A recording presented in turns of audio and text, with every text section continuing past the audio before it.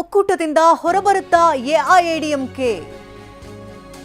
DMK ಹಾಗೂ AIADMK ಒಂದಾದ್ರೆ NDA ಮೈತ್ರಿ ಖತಮ್ ಆಗ್ಬಿಡುತ್ತಾ?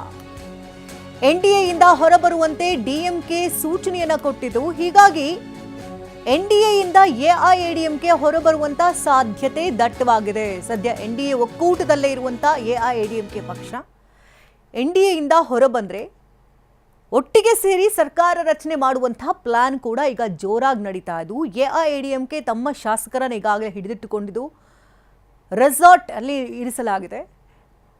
AIADMK ಜೊತೆನಲ್ಲಿರುವಂತಹ NDA ಹೊರಗಡೆ ಬಂದರೆ ನಂತರದಲ್ಲಿ ಡಿಎಂಕೆ ಹಾಗೂ ಎಐಎಡಿಎಂಕೆ ಒಟ್ಟಾಗಿ ಸರ್ಕಾರ ರಚನೆ ಮಾಡುವಂತಹ ಪ್ಲಾನ್ ಇದಾಗಿದೆ.